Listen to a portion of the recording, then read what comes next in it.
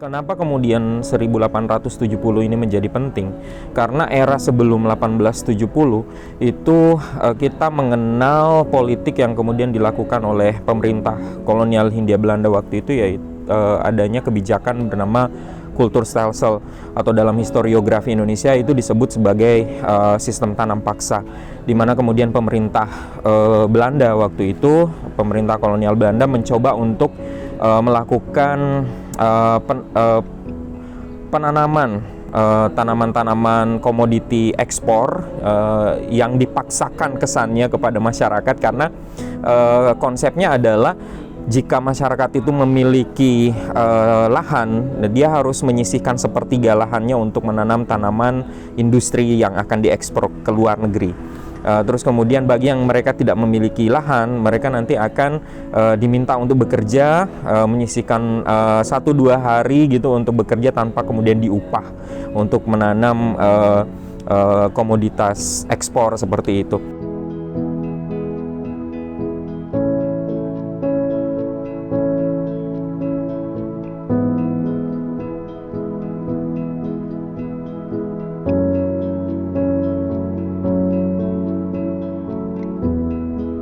Jadi selama 40 tahun penyelenggaraan tanam paksa itu memang banyak dikelola, mayoritasnya ya, dan umumnya memang itu dikelola oleh pemerintah. Jadi ini adalah pemerintah koloni yang kemudian mengupayakan, terus kemudian menuai hasilnya, sehingga kemudian pihak-pihak swasta yang sebenarnya itu memang dari dulu tertarik untuk menanamkan modalnya, mulai mencoba untuk mendorong pemerintah Belanda di negeri Belanda sana untuk kemudian mencoba untuk menggolkan sebuah peraturan bagaimana kemudian wilayah koloni ini, termasuk Hindia Belanda ini, kemudian dijadikan sebagai tempat untuk penanaman modal, atau dalam istilah itu sebagai lokasi penanaman modal itu kapitalisme.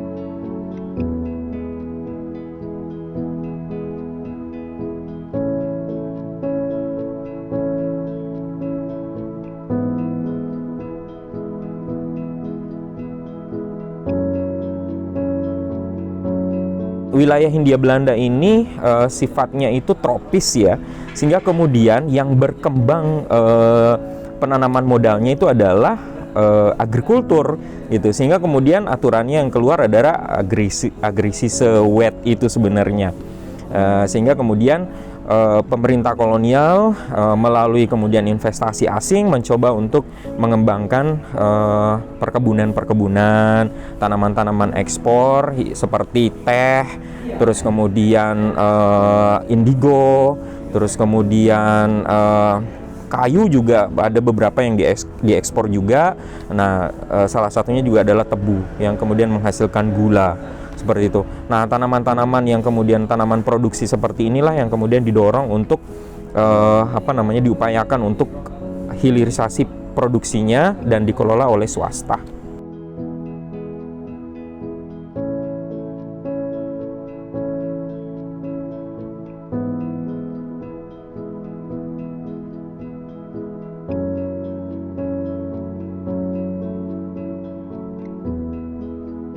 Ya, jelas sebenarnya ada kait kelindan antara kebijakan kapitalisme dengan yang kita kenal dalam historiografi itu adalah politik etis gitu ya.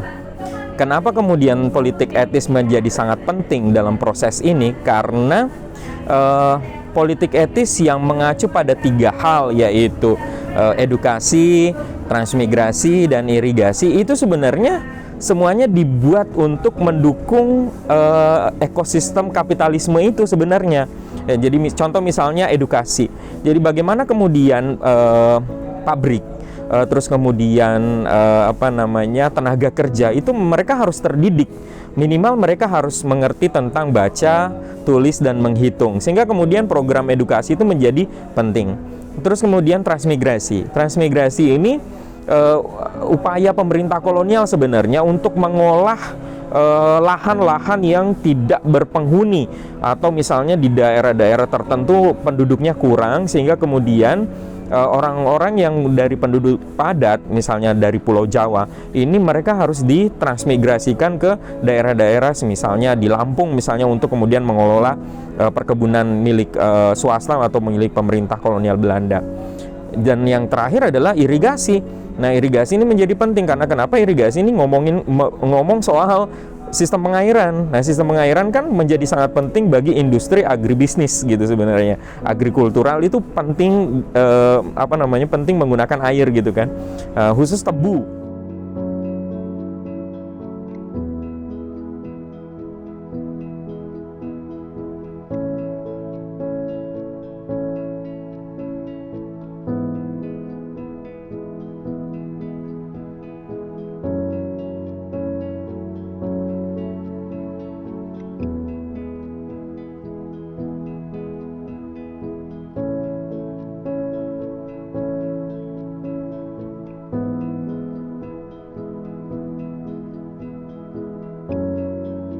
Nah, Kanal Van der Wijk ini sebenarnya diinisiasi oleh pemerintah kolonial Hindia Belanda di masa itu, yang kalau tidak salah Gubernur Jenderal Hindia Belanda waktu itu yaitu adalah Jonkheer Corel Herman van der Wijk. Ini yang kemudian bekerja sama dengan pihak Kesultanan untuk membangun kanal, mencoba untuk menyatukan dua sungai besar yang ada di wilayah Yogyakarta, yaitu Sungai Progo yang ada di sebelah barat dan Sungai Opak yang ada di sebelah timur.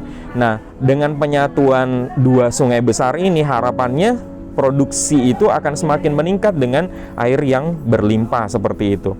Oke, jadi Kanal Van der Wijk ini sebenarnya dibangun untuk menyatukan dua sungai ya, dua sungai besar yang ada di wilayah Kesultanan Yogyakarta.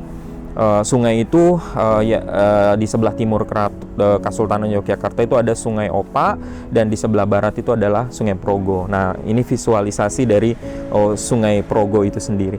Betapa kemudian air yang berlimpah dari pegunungan Merapi, kawasan pegunungan Merbabu, yang kemudian akhirnya mengalir menuju ke wilayah Yogyakarta, mencoba untuk disatukan ya, Sungai Opak dan Sungai Progo ini.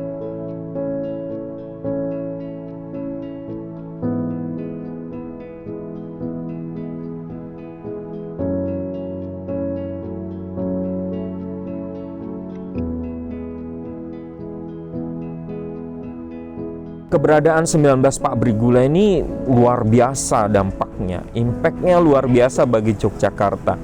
Tidak hanya berbicara soal ekonomi, karena kalau ngomongin soal ekonomi kan itu pasti ada hitung-hitungan uangnya ya, hitung-hitungan untung ruginya gitu kan. 19 pabrik gula ini berhasil membuat Yogyakarta itu menjadi wilayah industrialisasi gula terbesar di Jawa ya, bisa diperhitungkan seperti itu. Dengan keberadaan 19 pabrik gula ini. Dan inilah yang kemudian juga membuat pihak Kesultanan Yogyakarta, terutama di eranya Sri Sultan Hamengkubuwono ke-7, kemudian mendapatkan keuntungan yang luar biasa. Mungkin dalam beberapa catatan kita mengenal Sri Sultan Hamengkubuwono ke-7 itu sebagai Sultan Sugih.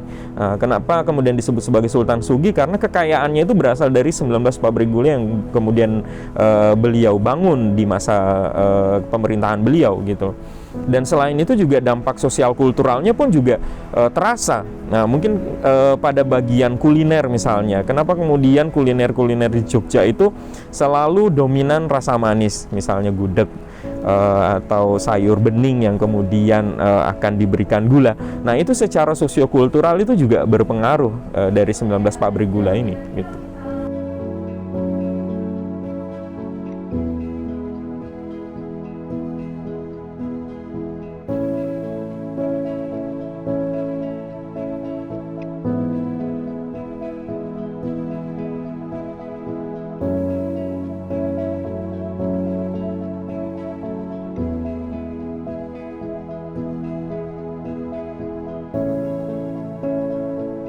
Awalnya mereka bertahan dengan cara merger.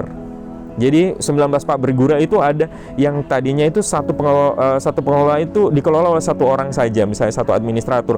Itu kemudian harus di-merger dengan pabrik gula yang lain supaya bisa bertahan.